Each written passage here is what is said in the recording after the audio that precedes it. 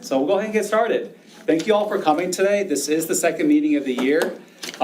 This is kind of an important meeting because we've got some good items to talk about. But the last item, which is the 24-25 academic calendar, will kind of be where we end things. And obviously this is kind of the most important piece because this will be something I just want to briefly make sure you guys are aware of how this is being set up, the structure, the timeline, the process we're going to follow. It's going to be completely different.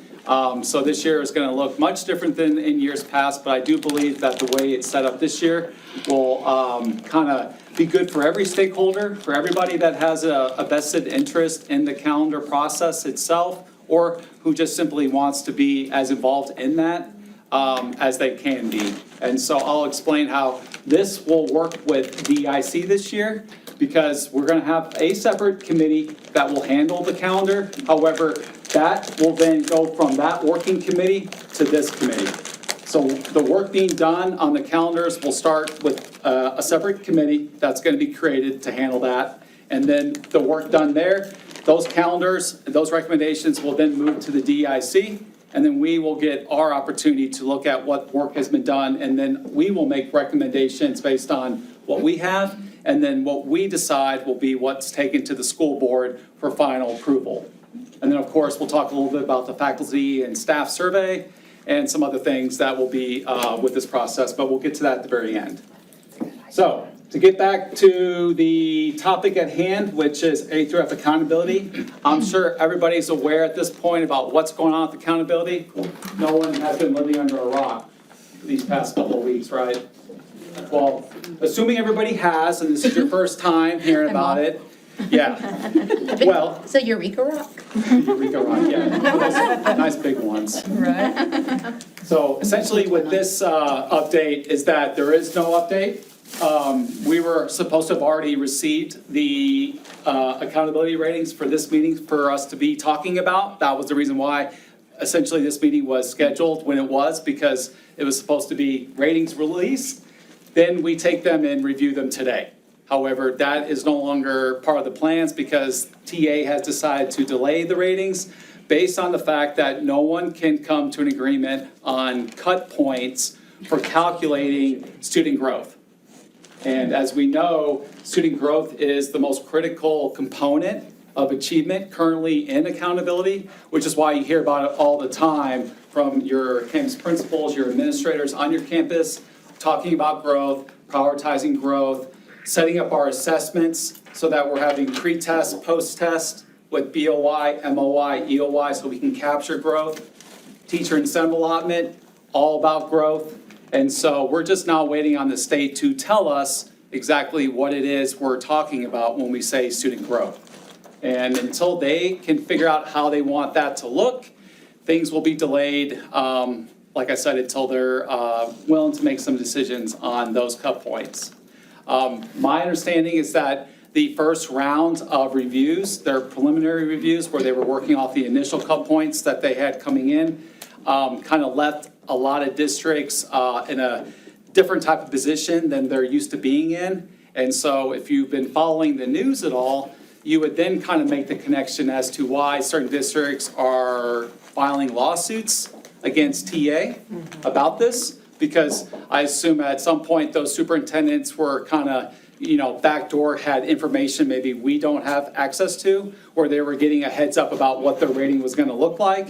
And I'm sure they did not like what they were hearing. And so that's the reason why you're seeing all that about districts, lawsuits, TA, accountability. That's highly unusual for districts to sue TA.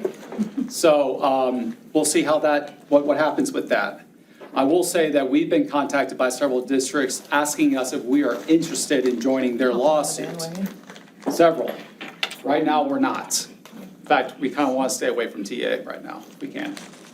So we won't be doing anything, if you're wondering. We're just going to hang tight until we hear back on when they make their decision. Currently, the idea is that they will release everything mid-October. But honestly, I don't know if that's going to happen or not, based on kind of what I've been hearing this week. I think it'll be maybe towards closer to the end of the year. However, I have been asked by several people do you think that there will actually be a rating assigned this year, given the uncertainty of all this? I do think there will be a rating. Now, will that rating be like a grace year where here's your rating? And this will be what we use to rate you kind of for next year. So this is kind of like trial year where, hey, new accountability, new rating. It's not going to impact you one way or another in terms of being punitive or not. It's just, this is what it is. So now that you know, next year you can plan and do better, right? I'm kind of hoping maybe that's the case, because to me, that's the compromise. Still have a rating, just doesn't really go into effect or hurt you or help you in any way. So maybe it'll end up being like that. That's just my guess, though, based on the information that's been coming out this week. But if anybody else has been hearing anything other than that, or if you have like a special relative that works on that like fifth floor in the TA building where they're super close to the information, if you know anybody and if you have that information, feel free to share it. Because the cut points are the most crucial thing when it comes to the accountability framework. Until we know about that, it's hard to really make judgments or interpret the data the way we need to without knowing that information. And so, until then, it's really just anybody's guess. So you Yes. think the end of 2023 or the end of the school year? End of '23. It'd be ridiculous if we didn't get those ratings until the Okay, I end of was thinking '24. At that. this point, it's like, can we just wait another month or two and then just skip this year and go into the next year at that point? Because you're really supposed to use these ratings, the data they give you, to help plan, prepare, and get ready for the next round so that you're, as you know, in the best position you can be to help impact your students', achievement, right? So we'll see. The only thing I can say is that I'm a little tired of TA always tinkering with stuff. It'd be great if they could just leave it alone for a while. I agree. Like, just leave it alone so that we can just work off what we know rather than always trying to adjust on the fly to what they're changing it to. What would be great is if they could say, this is this, now give the test. Like I Like in tell a my logical order of students, things. it's like me creating a test and saying, well, I don't know what the passing score is until everybody takes it. Like, that's Yes. just That, stupid. right, It's like- that's not right. You don't know what's in the bill until you pass the bill. Let's see how we did and then Yeah. decide what the passing grade's gonna be. That's kind of the mindset. At least that's how this feels like. We're just doing stuff and eventually we'll have an answer for you, but we still expect you to do all this other stuff that we have in place for you. Right. Even though this is really supposed to be the first thing we give you and then you do everything after. Because back in the day, pre-COVID, this information came like in July, August. Now it's not gonna come until basically this end of this year. So we'll see what happens. Once that comes, we'll be ready for it. We'll plan accordingly, but until then, it's just kind of hang tight. Any other questions or anything you'd like to talk about? This document here is just the official letter from TA explaining the delay. Came out September 12th. And then this document here is just what we've been able to kind of calculate on our end as far as what we do have from accountability, which is domain 1 student achievement. We do have the STAR scores, so we can kind of look to see what that looks like overall for the district. And so overall, we're in a pretty good position. 80% of our students approached grade level standard, at least on one of the tests. So basically 4 out of 5 students are passing STAR on some level, some capacity. Obviously, we would like that to be higher, but given the fact that this is coming out of COVID, STAR 2.0 being the first time we're taking this new exam, we're in pretty good shape. I've seen some districts with that 80% being more like in the 30s or 40s. For approaches? Yes, yes, yes. We have really good kids here. And then if you have never been anywhere else and this is all you know at TM, you've been spoiled to death with great kids. Because trust me when I say, they're not everywhere. And a lot of districts, and that's another reason why that lawsuit is a big thing for a lot of districts right now, because it is gonna rock their world when they do see that 30, 40% overall, and then you start really drilling down to see, well, what does that really look like? It looks as bad as what that 30, 40% is telling you. So this 80% here is actually a really good thing. And it's out of this many tests, so you can really see like holistically That's what this data is telling us. For the whole district and all the exams we get for STAR, what did it look like? And we usually don't look at the data like this because we're more like grade level, content specific. So this is an interesting report when you kind of combine all those tests, all those data points together. And again, you guys have access to all this. Feel free to always go back and look at this as you would like to.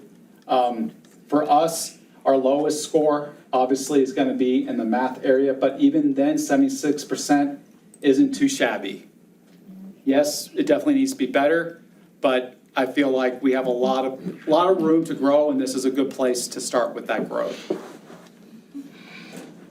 Reading 83%, and then overall for 80%.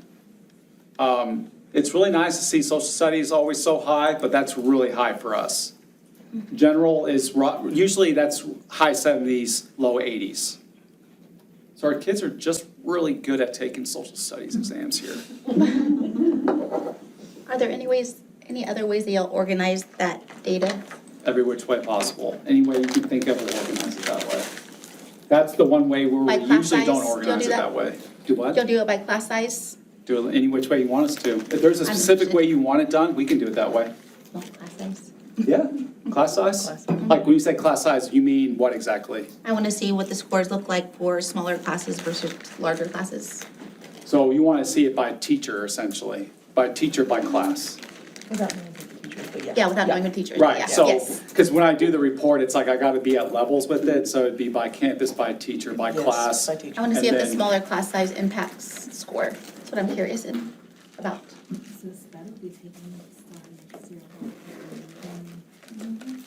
Yeah. Thank you, sir. Our smaller classes do better because they get more. Making my notes right now. Anybody else have another report request where they would like to see the data presented in a certain type of way because you're curious about something? Because that would be a good comparison. Are the scores better in classes where it's a lower population, lower ratio? Because one thing we will talk about later on in the year, probably not this semester, but as we kind of get past the academic calendar portion of the year, is staff ratios. And agreeing on possibly setting ratios where if we're talking math, or just not even this specific, but just core, non-core. And if we're talking core, do we want to set a specific ratio where we are going to agree that we're not going to exceed a certain threshold? And if we do, then we either need to look at adding a teacher or looking at doing something different because we're not going to allow that class to go above X number. Right. Kind of like what we do as we're required to do at the lower levels, or we can't go above, I think, what is it, 18?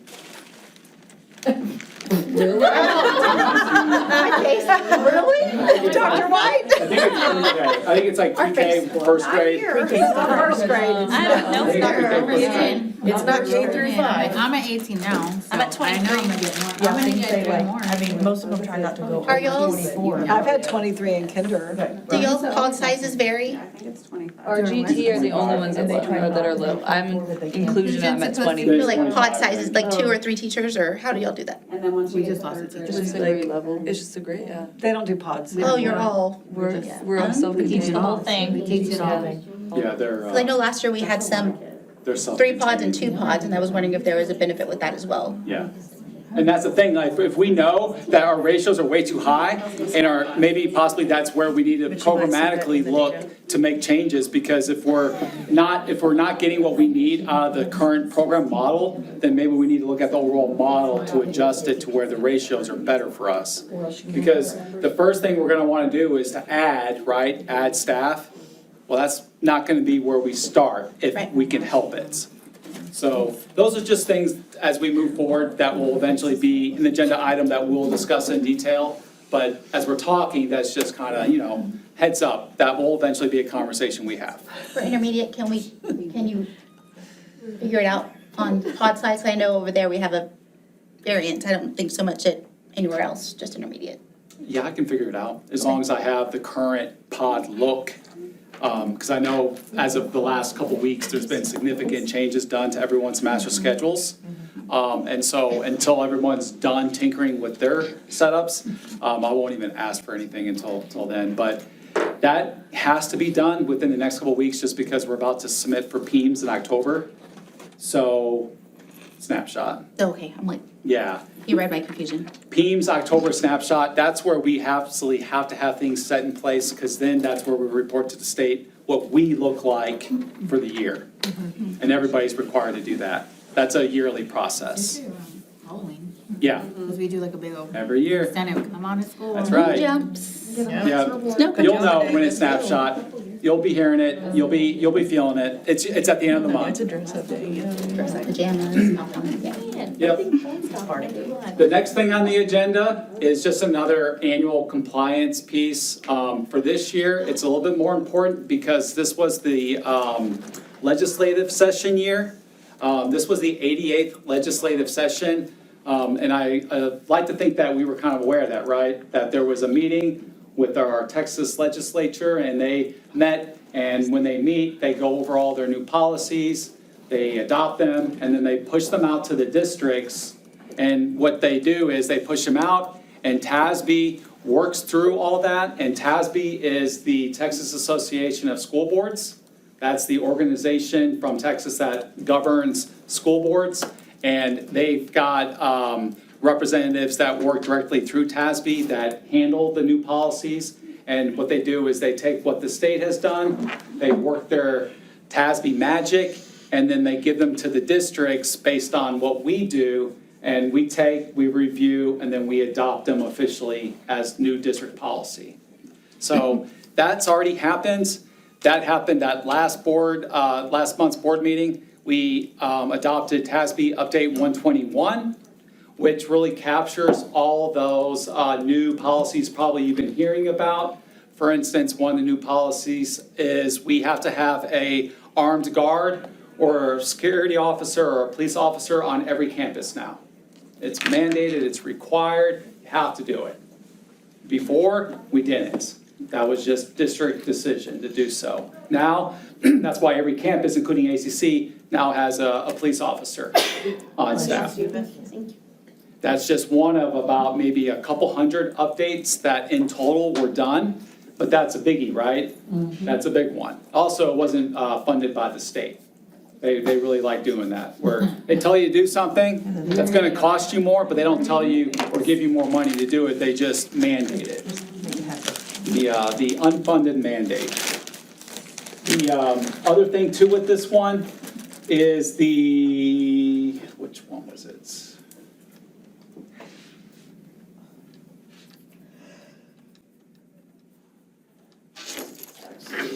Pest control.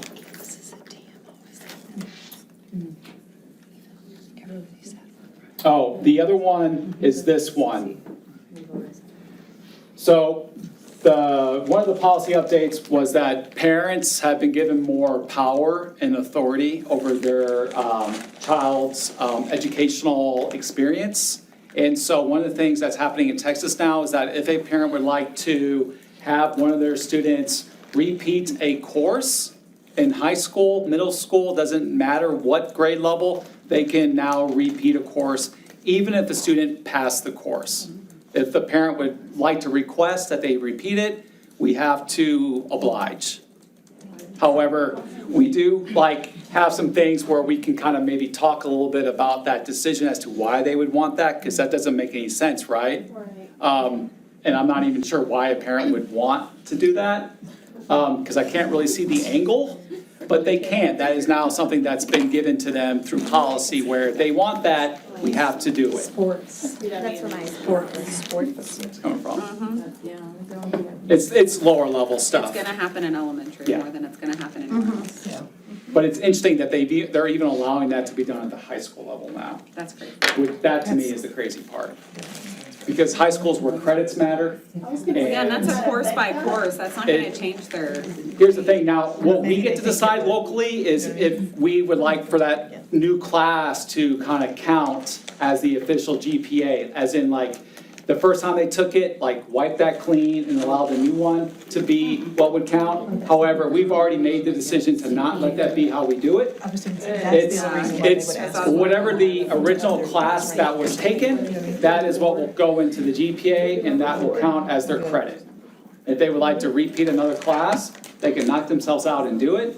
We're gonna do everything in our power not to have that be the decision, but if we're kind of forced into it, we will. But they won't get any benefit by doing that. It'll literally just be a wasted, it would be. Yeah. So that's if they pass the class, what if they fail the class? Then they would have to make up the course, especially if it like went towards their graduation requirement. And we would be the ones really making that decision. So that's really not, this is more for courses that are passed. Okay. But yes, that would be something too. If they wanted to, they could, if they failed. But the new grade do credit recovery, but it doesn't go in for higher than a 70 Yeah. when they do it. Okay. The first original attempt, the original credit is what counts as far as like GPA and all that. So that eliminates Good. students who are GPA chasing, Yes. where all they want to do is retake that course in order to get a higher grade, in order Right, to get a jump higher in. GPA. Yeah.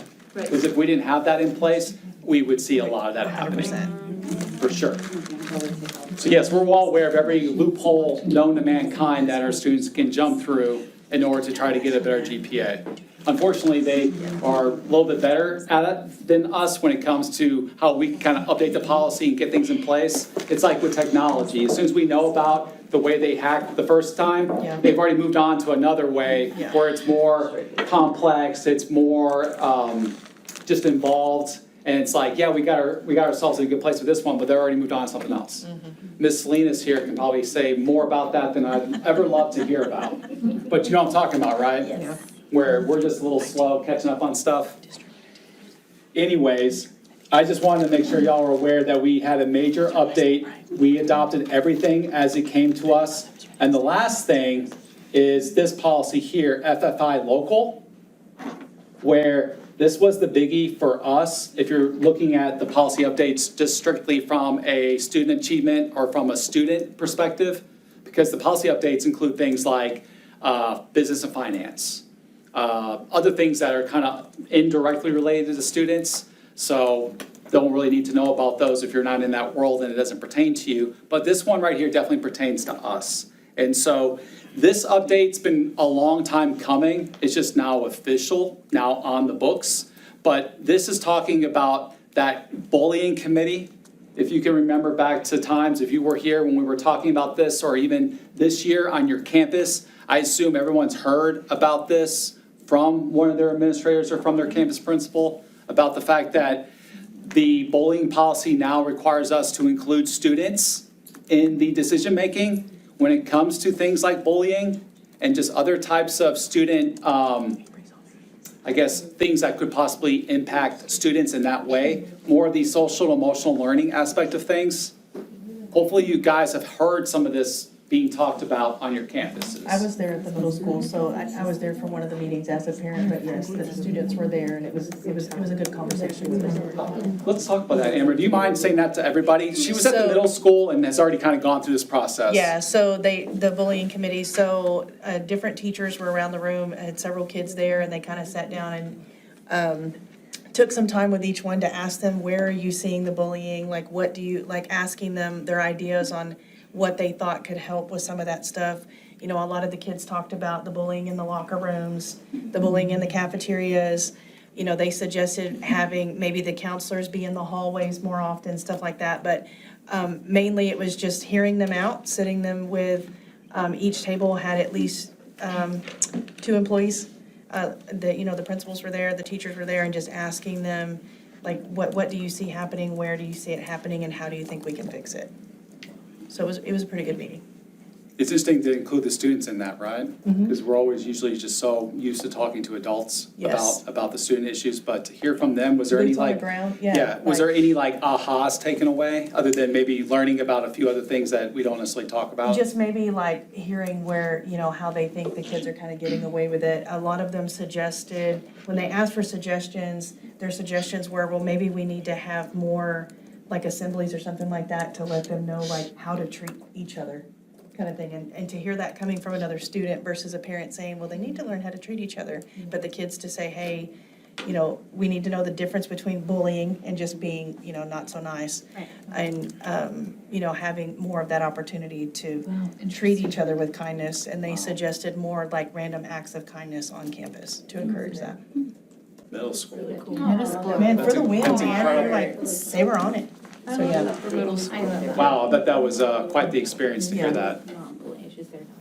That's very powerful to include students into the decision-making process. It really is. So this was a very good update coming from the state, because as much as we were already kind of doing these things and really working towards making sure we're in full compliance with bullying processes and procedures, because it's a very serious thing. We hear bullying all the time, and 99% of the time, we hear it, we see it, it's not that. We just like throwing that word out for some reason, because everything apparently is bullying. I mean, I've even heard adults say bullying Yeah. in the way where I'm like, are we saying it like we think we were saying it? Because what you're saying is that somebody was mean to you. Right. They weren't really bullying you. And so if things actually do end up being like identified as bullying, it is a very, very serious thing at that point, where we have to go through a very strict protocol. Everything is regimented at each step with a strict protocol, with a letter, a notification. It's like almost like you're given a playbook where step by step, these things must happen. And so those are very rare, because generally speaking, we make it through the initial part of the investigation and we quickly realize it's not that. But we do have some instances of bullying where it is an official thing. And that's unfortunate, but it is very few and far between.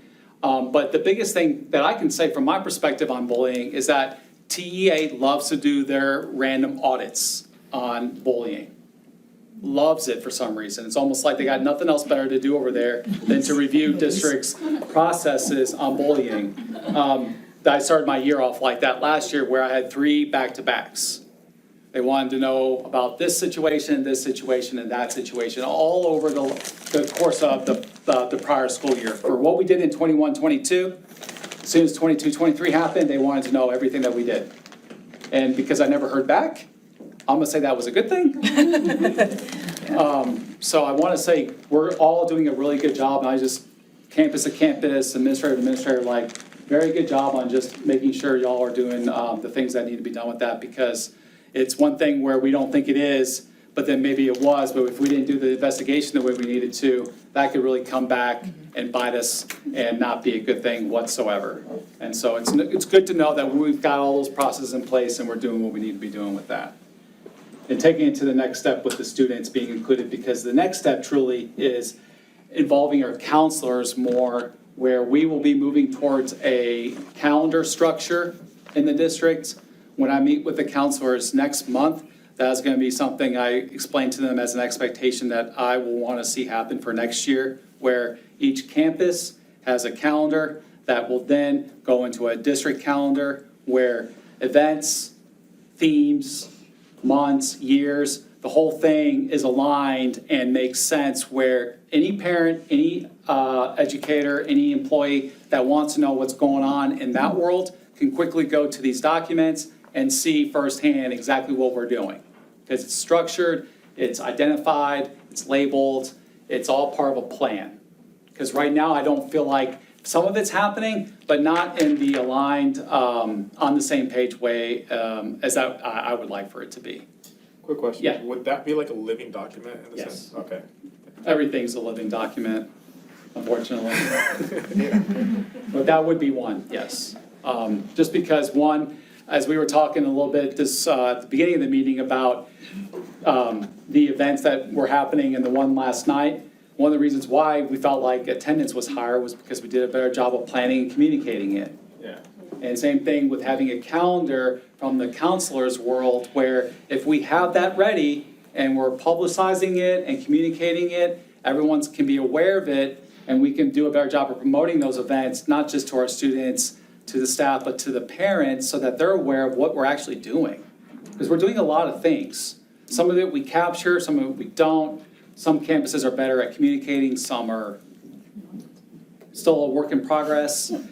And so next year and moving towards next year, that's gonna be the expectation from the counselors, that we are all working on the same page, communicating the same thematic elements. For instance, if we're talking digital citizenship and we're talking cybersecurity, that's something happening across the district. It's just this campus, this campus, this campus. It might look a little bit different based on grade level, counselor, and need, but we're all working off the same topic, the same theme.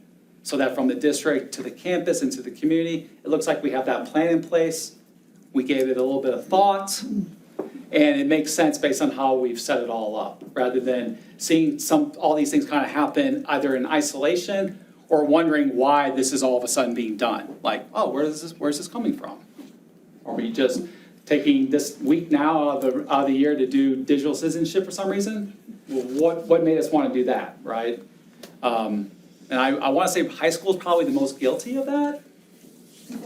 I'm not involved, I teach algebra. There you go. There you go, there's the answer right there. Because if we had that calendar, you would have seen it at some point. Yes, I would have. And I would like to say, since you probably haven't seen one at this point, I've seen a primary calendar of what's going on, because I got a kid at primary. primary always has it going on. Middle school, Primary and middle school's intermediate. been. Middle school is releasing really calendars. bringing it up. I've been very impressed with them taking things to the next step. In high school, you'll be the one to kind of follow suit, so that we're all on the same page as primary and I'll intermediate be in with charge that. of it. Yeah, I'm gonna make you committee chair. When I'm ready to tap out, you're gonna come in. So, any other questions or just questions in general about policies or anything that you may have questions about as far as like a rule or something you may have learned recently and you were kind of like, I didn't know that, or anything like that in general? Because it seems like at least once a week, I always find a little something that surprises me. Okay? You'd be surprised if you really have not read policy or read handbooks or even read kind of what we do. You might be surprised what you find. Like, oh, I'll add it to my reading list. yeah, definitely. You know, in all your spare time. So, that segues us into district improvement plan, where I don't know if anybody has had a chance to look at the final product. Here it is. Yes, we did. That's also on the reading list. Yeah, this one you might want to like plan in advance, because it is a bit of a long document, but it's almost done intentionally that way, So that So you don't read it? a little bit. All of us are gonna read it. There's always strategy and everything, right? And the Really print's a small little font. small, Yeah. you know, if you don't have your binoculars with you, it might be a little difficult to read. I was like, that is telling you. But why this was done the way I did it was because this then allows it to truly become a living document, where, because it's a editable document rather than being just in a program somewhere, I can quickly go and make easy updates here based on things that we do or things that happen elsewhere. Because I would like to do a better job of capturing in the moment or being as updated as we can in some of our documents. Because I will say the district improvement plan is a very, very important document.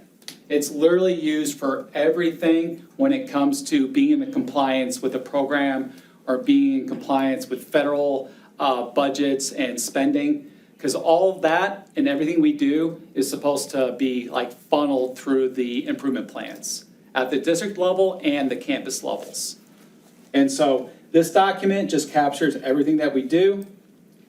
Everything here is linked, highlighted, so if you were wanting to kind of just peruse this document because you were bored one night, you can, and you can just click around and just see where things take you. I don't have anything planned Friday. Yeah, or you can just do a simple Control F and you can still accomplish the same thing. We can read it together. But I will say, based on last year and the needs assessment we conducted, I just want to say how excited I was about how good of a job everybody did. And if there was any carryover from last year's committee to now, I just want to say like, wow, what a great job we did on that. Because that helped tremendously in being able to actually create an improvement plan that truly feels genuine and authentic to the district. It's not just lip surface on paper where we did everything we needed to do, but if you really read it, it's like, oh, that doesn't really talk about TM. Like, that could be from another district, right? Yeah, exactly. This is us. Everything in this document is us, by us, what we do, the things that we need to do better at, what's on the horizon, our plans, how we plan to spend our money, every requirement known to mankind, it's all here. And so if you're curious or just want to know more about certain things, I do encourage you to look at this. Once this goes to the board next month for approval, this will be something I communicate out and try to make more of a thing as we move through the year and work on communication at the district level, doing a better job of kind of giving everybody the purpose and the reason behind why we do what we do, rather than just saying, here's what we're doing, but taking more time to explain the why. This document helps create that why for us, especially since we've moved to HQIM, we've got Warpath Academy, we're now doing DLI, and of course we have the bonds coming up. And so, real quickly, still on this topic, special programs, we've changed how we've done GT, ESL, even at the middle school and high school levels is different now than how it's been done in the past. CTE has changed drastically from a couple years ago to now. And so all those updates have been captured in this document.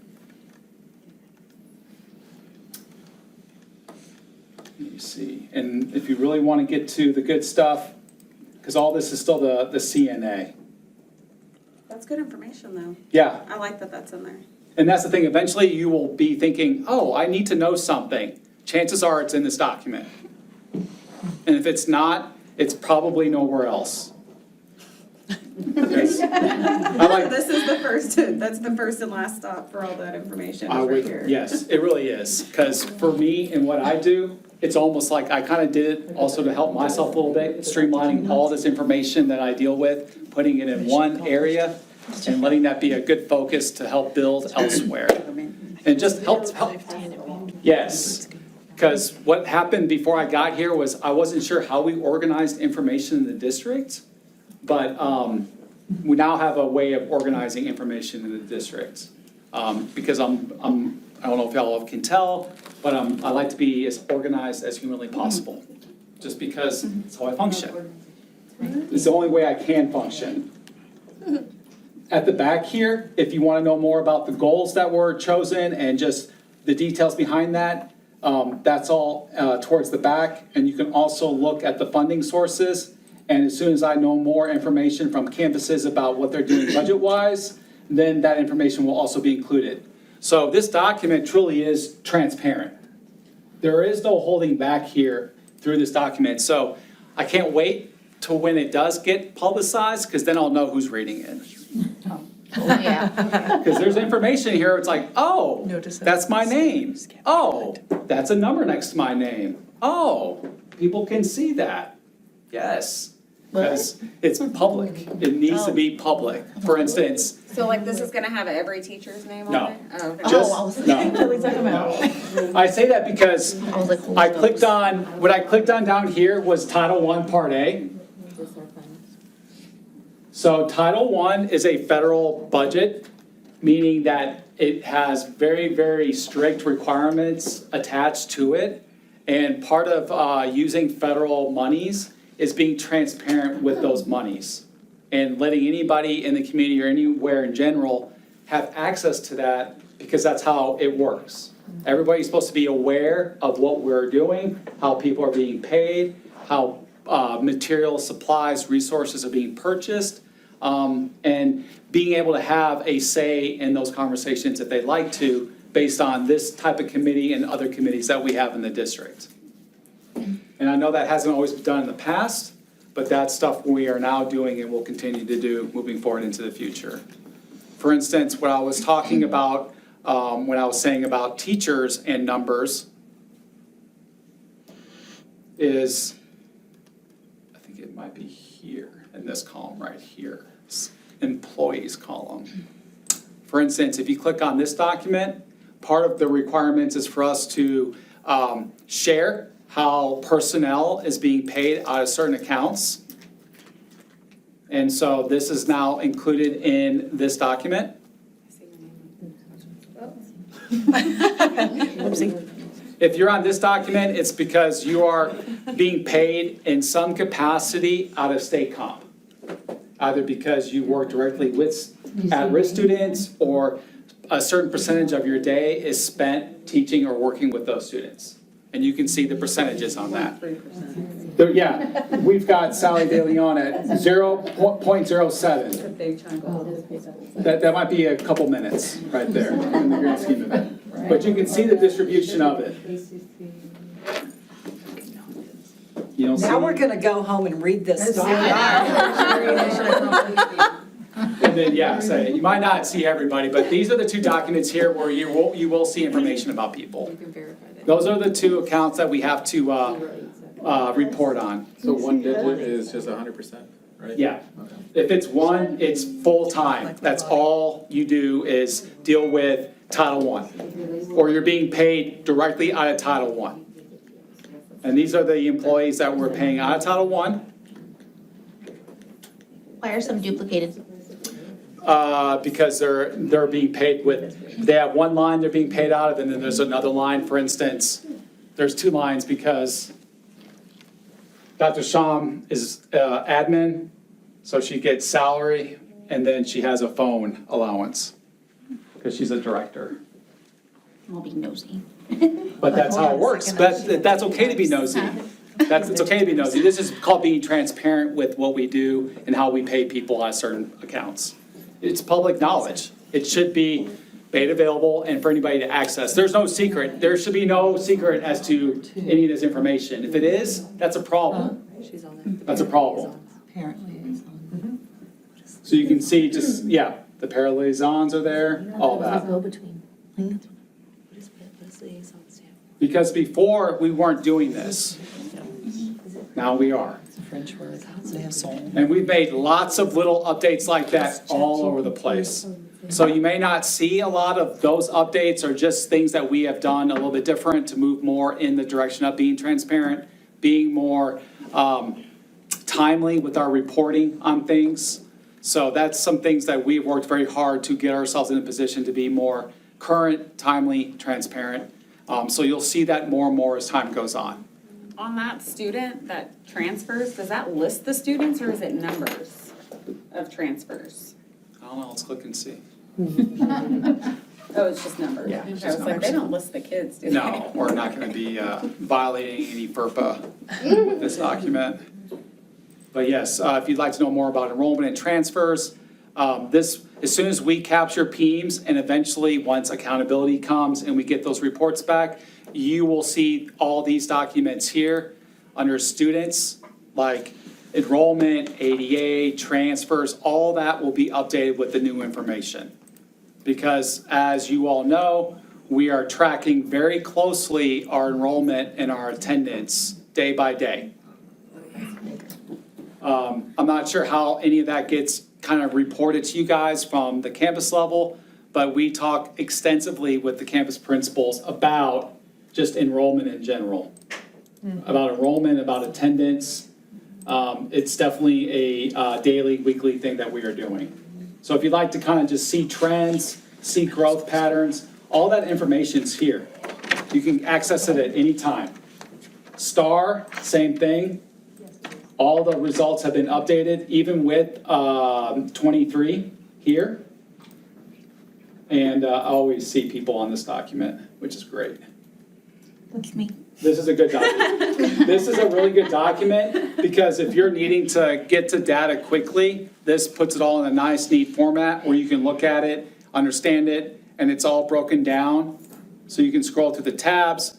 You can kind of get a sense of grade level by grade level, content by content, just what it looks like.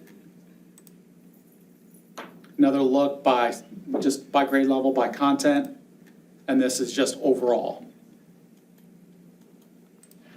So all that information's there, right? And this was the data we used to drive the improvement plan for the year. Does anybody else have any other questions or anything that they'd like to ask about this document? Are we good with it? Good. Then what we'll do is we'll let it sit as is, and we'll bring it to the board at next month's meeting. And fingers crossed they approve it and we move on with our lives. And then on to the next Are one. they gonna read it first, or they're The board members, skim it? some will read it. Some will pretend like they didn't get it. And it's like, no, it was in your packet. Probably skipped over it. But some will read it. I know I will get at least 3 to 5 questions asked when I present it. I will be ready. Because every time I think I'm gonna be able to predict a question, they always ask me something I never would have asked. But that's okay. That just, makes it, that just makes it really exciting, right?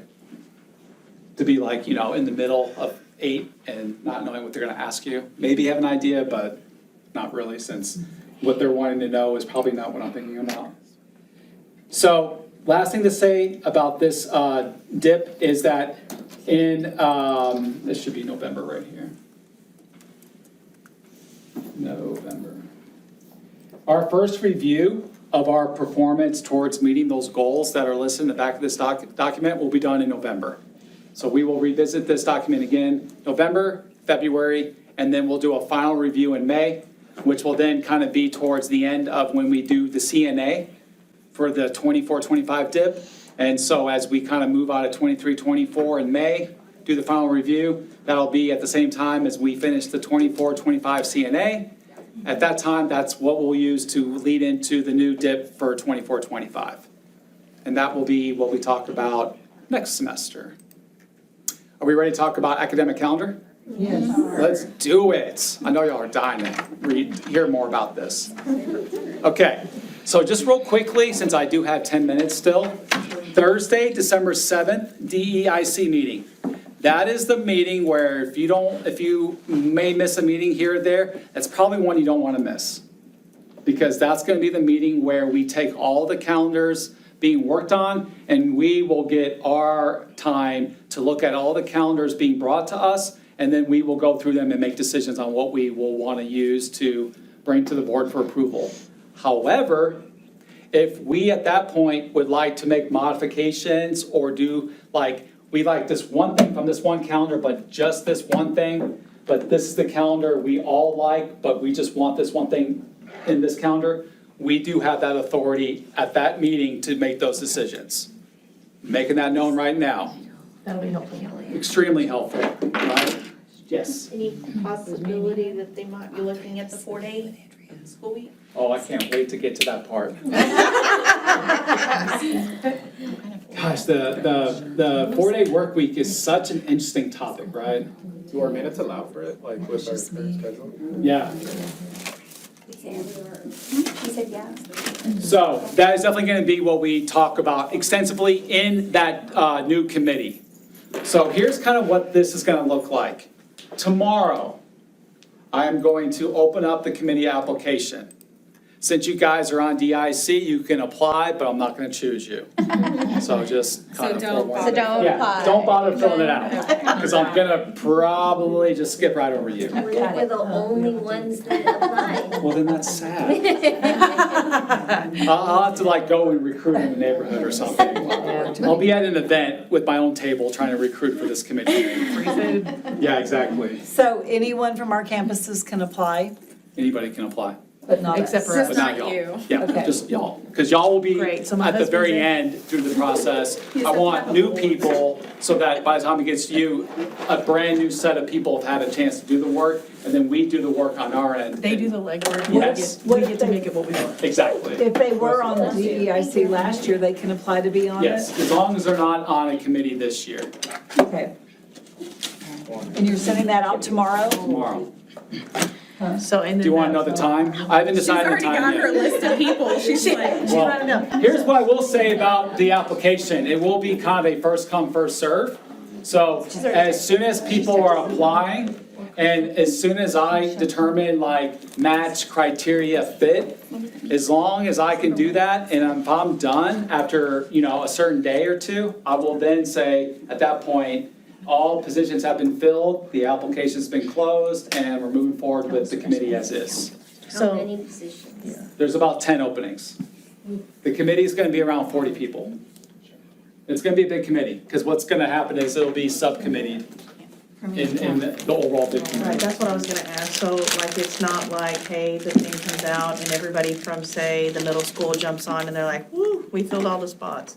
It'll have Yeah, it's gonna be, enough room for. yes, it's gonna be equal representation from each campus and the parents. So for instance, we're gonna have individual representatives by campus, parents, it's gonna be done by elementary and secondary, because it's a little bit trickier to have a direct match sometimes with parents.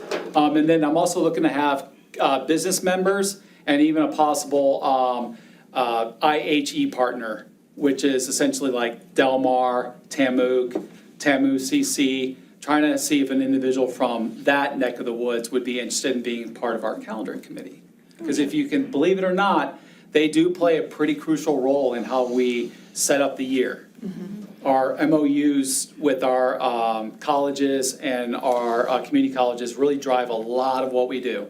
So it would be kind of helpful to hear from them if they had anything to say about possibly a 4-day work week. So are you gonna put this out on Parent Square It's gonna be, to let them know? yes, it's gonna be on Parent Square. It's probably not gonna go on Facebook. It's just gonna go on I'm sure Parent somebody Square. will put it on Facebook. No doubt about Just to it. share. No doubt about it. Yes. But that's where it's gonna start, is Parent Square. Okay. Like, are you sending it out like at 8 in the morning? Well, let me tell you what time I do get to work. Do you get to work at 8? I tend to roll in a little bit earlier than that, but 8 o'clock is kind of like when I'm probably still having a chit chat and a visit with someone. And then eventually I'm kind of done with that and then work day begins. So 9 a.m. I'm not quite sure. I was thinking maybe like midday-ish. Like one of those like weird, like 10, 11. While we're Okay. dismissing? Yeah.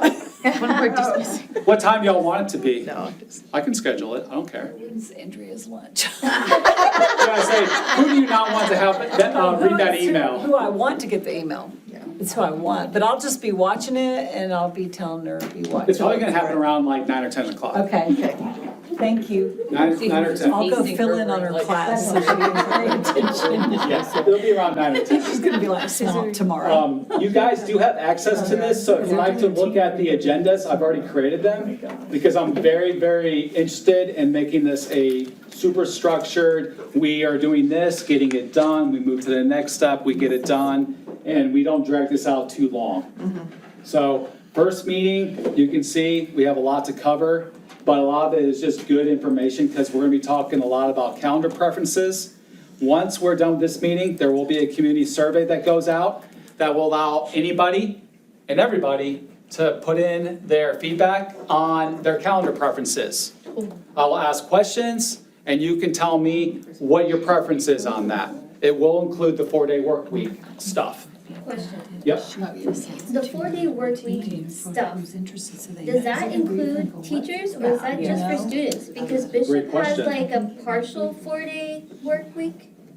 And the teachers work every Friday that the kids don't go to school. They have like 30-something work days, 40-something, I just think it's gross. Gross.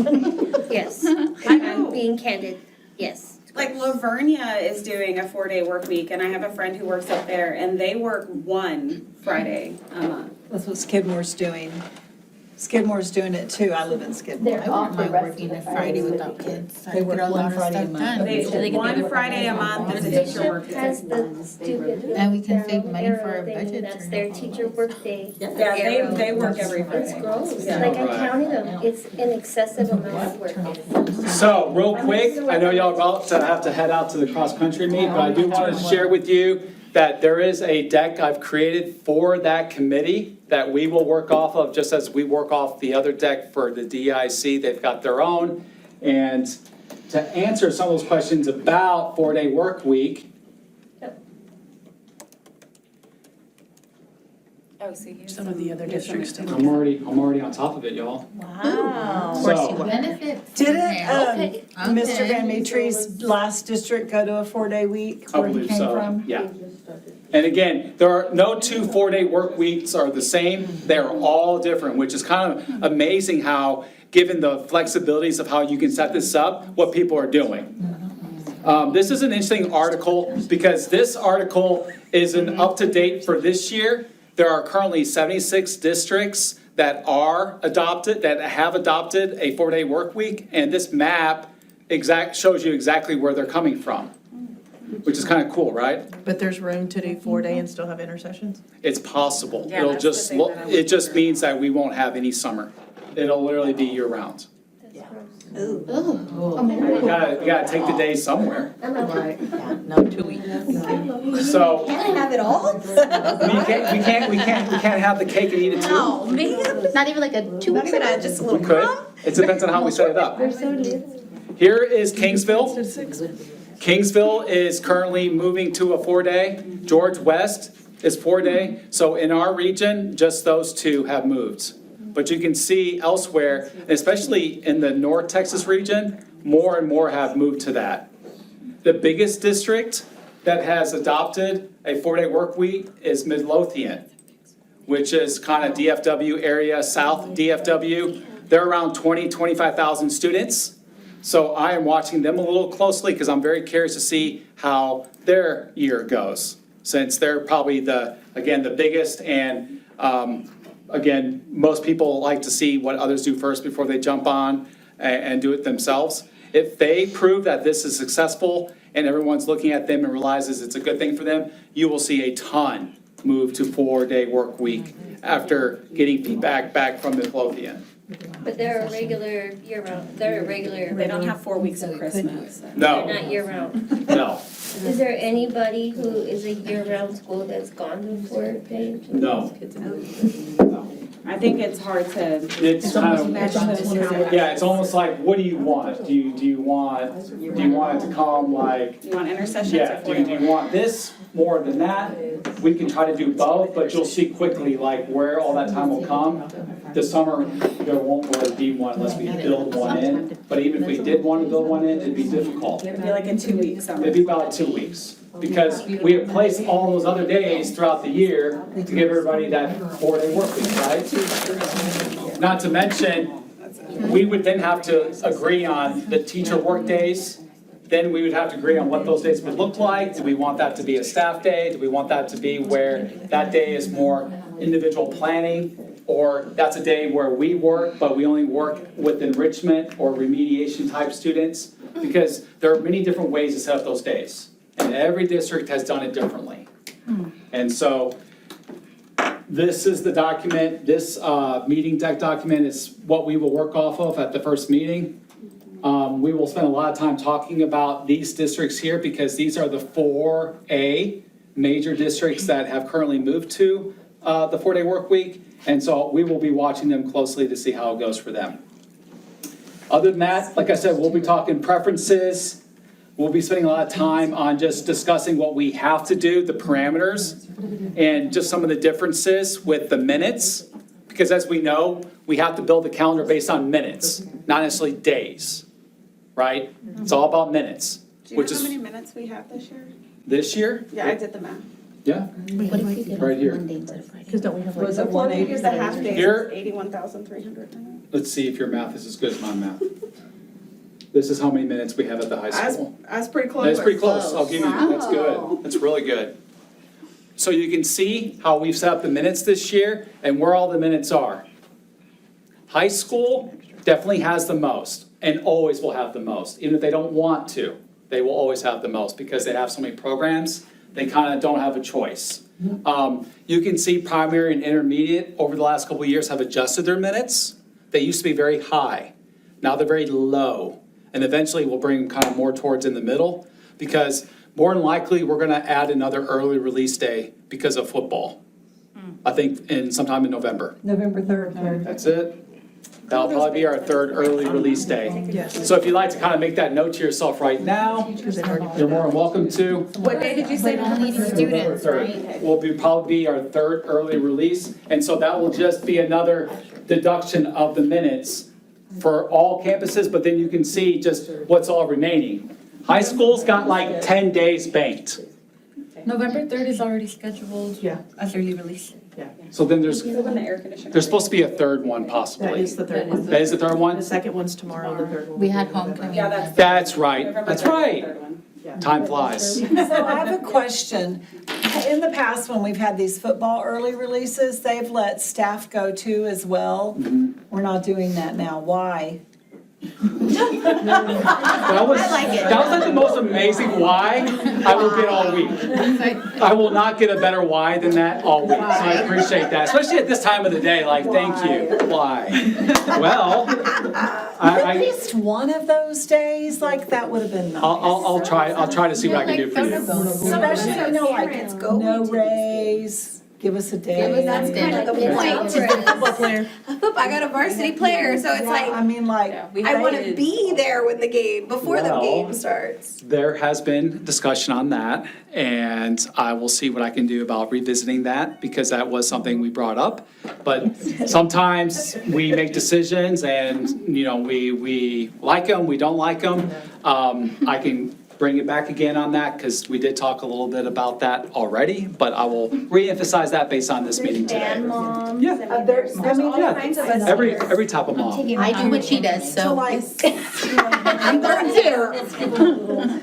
See what I can do. fun, nice treat, A little morale booster. a little morale boost. Sanity savior, yeah. Sandy Savior, morale booster. I like Sandy What do Savior. they And if they say no, ask why, like she did. Social, emotional, Yeah, something, you know? I know, we haven't quite moved to mental health days yet. Mental health, I was mental I'm health. taking that half day anyways, because I have my own kids in school. And I would like for my own kids to have a half day as well, instead of staying at 10 PM all day. So it's our mental health day.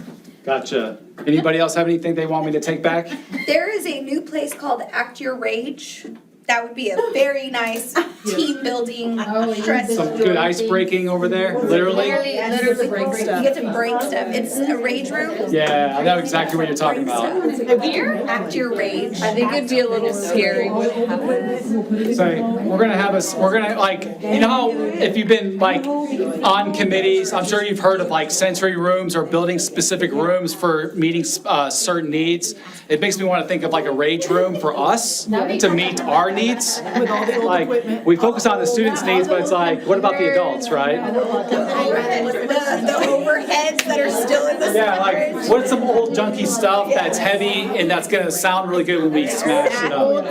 Overhead projectors would be like the I will help ideal with that committee. thing. But that's it, that's the meeting. So thank you guys, if you gotta get out of here, I completely understand. If you'd like to hang back and ask questions, that's okay too.